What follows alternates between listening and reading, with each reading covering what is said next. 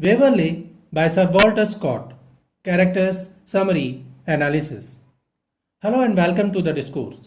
Waverley is a groundbreaking historical novel by Sir Walter Scott, widely regarded as the first major work in the genre and a defining piece of Scottish literature. Published anonymously in 1814, Waverley marked the beginning of Sir Walter Scott's celebrated career as a novelist and pioneered the historical fiction genre. Set during the Jacobite uprising of 1745, the novel follows Edward Waverley, a young English officer whose romantic idealism leads him into the heart of the Scottish Highlands, where he becomes caught between loyalty to the British Crown and his growing sympathy for the Jacobite cause.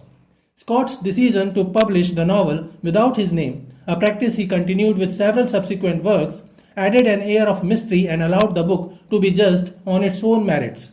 Yet its success was so immense that Scott eventually became known as the author of Waverley, a title that overshadowed even his earlier fame as a poet.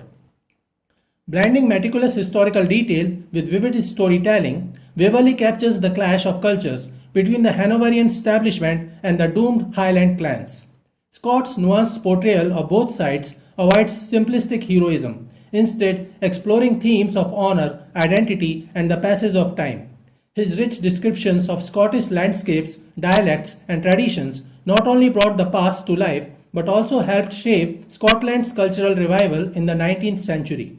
More than just a thrilling adventure, Waverley revolutionized literature by proving that historical fiction could be both intellectually serious and widely popular. Characters of Waverley.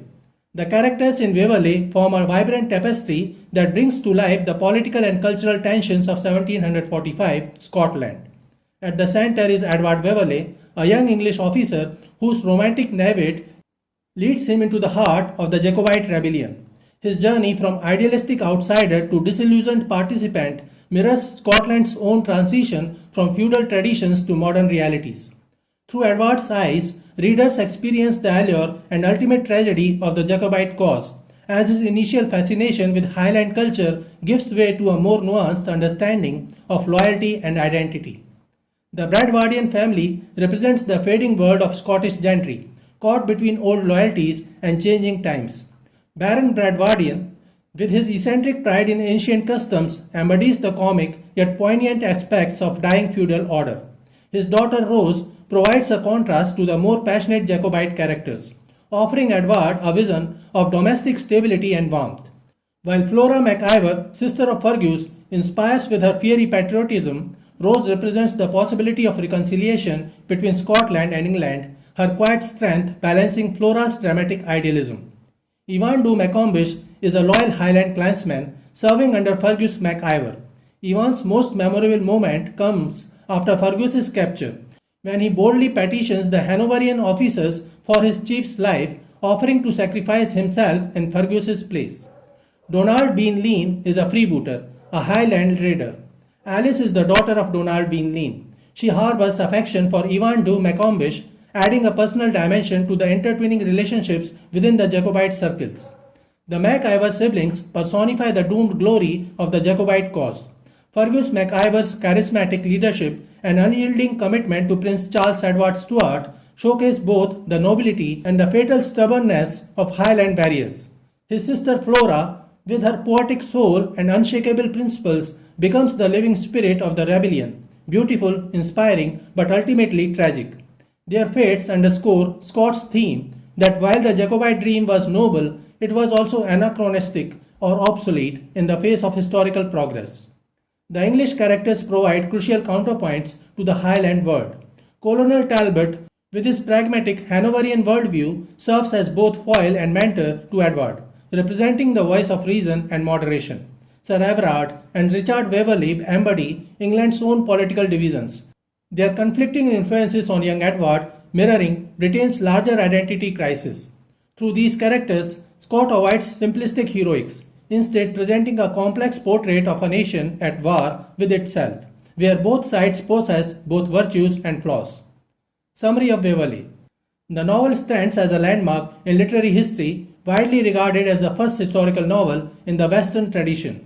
Set against the backdrop of the Jacobite uprising of 1745, a failed attempt to restore the Stuart monarchy to the British throne, the novel follows the journey of its eponymous hero Edward Waverley, a young English officer whose romantic idealism leads him into the heart of a rebellion that will challenge his loyalties and worldview. Through Edward's experiences, Scott explores themes of cultural conflict, political allegiance, and the tension between tradition and progress, all while offering a richly detailed portrait of the 18th century Scotland. Blending historical fact with fiction, Waverley not only revolutionized the novel as a form but also played a pivotal role in shaping modern perceptions of Scottish identity. The novel opens with an introduction to Edward Waverley, the scion of a genteel but politically divided English family. His father, Richard Waverley, is a pragmatic supporter of the Hanoverian government, while his uncle Sir Everard Waverley is a nostalgic Jacobite sympathizer. Edward Waverley grows up comfortably at his uncle Sir Everard's family estate. Sir Everard holds traditional Tory and Jacobite beliefs, supporting the exiled Stuart kings. Edward also spends time with his parents, though less after his mother passes away when he is about 12.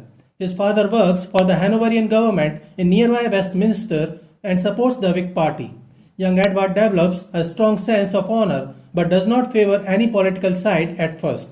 When he is older, his father gets him a position as an officer in the Hanoverian army stationed in Dundee. After military training, Edward takes leave to visit Baron Bradwardine, a friend of his uncle, where he meets the Baron's kind and beautiful daughter Rose. Despite Rose Bradwardine's subtle charms, Edward is more captivated by the vibrant culture and political tensions surrounding the Jacobite cause, a stark contrast to the political ideals he inherited from his father. Edward's life changes when he encounters Highland warriors visiting Bradwardine's castle. Curious about their way of life, he travels to the mountain home of Clan MacIver. There, he meets the clan leader Fergus and his sister Flora, who are secretly preparing for a Jacobite rebellion against the Hanoverian rule. Edward stays too long with them and misses his army duties. He is accused of desertion and treason, then arrested. But the Highlanders rescue him and take him to their strongholds, first Down Castle, then Holyrood Palace in Edinburgh. At Holyrood, Edward meets Bonnie Prince Charlie, the charming Jacobite leader, and is impressed by him. Influenced by the passionate Flora MacIver, Edward joins the Jacobite cause. He fights with them at the Battle of Preston Pans in September 1745. During the chaotic fighting, Edward saves the life of Colonel Talbot, a Hanoverian officer who happens to be a close friend of his uncle. Later, Edward gets separated from Fergus during another battle where the government forces are winning. Local villagers hide Edward until it's safe to travel again after winter passes. When he reads in a newspaper that his father has died, he decides to return to London. After the Jacobite rebellion fails in 1746, Colonel Talbot helps Edward get pardoned. Edward visits Baron Bradwardine's damaged estate, which was attacked by government soldiers. He finds the Baron and asks permission to marry Rose, which is happily granted. The Baron also receives a pardon. Edward meets Flora one last time before her brother Fergus's trial. She plans to enter a convent in France. Edward attends Fergus's trial in Carlisle and stays with him before his execution. Returning home to Waverley Honour, Edward prepares for his wedding to Rose and completes the legal steps for his and Baron's pardons. The story ends happily for Edward and Rose. The Talbots help restore Baron Bradwardine's estate to the original condition, complete with the family crests.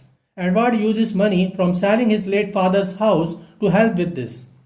The Talbots buy their own property near Waverley Honour, while the Bradwardines get their family home back. Edward and Rose look forward to a peaceful future together, bringing the divisions between Jacobite and Hanoverian loyalties through their marriage. Beyond its gripping plot, Waverley is celebrated for its innovative narrative techniques and historical authenticity.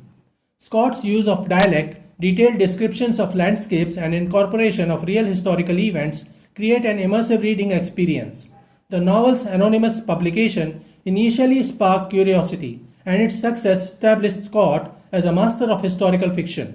Through Edward Waverley's journey, Scott explores the complexities of loyalty and the inevitability of change, offering a nuanced portrayal of a pivotal moment in British history.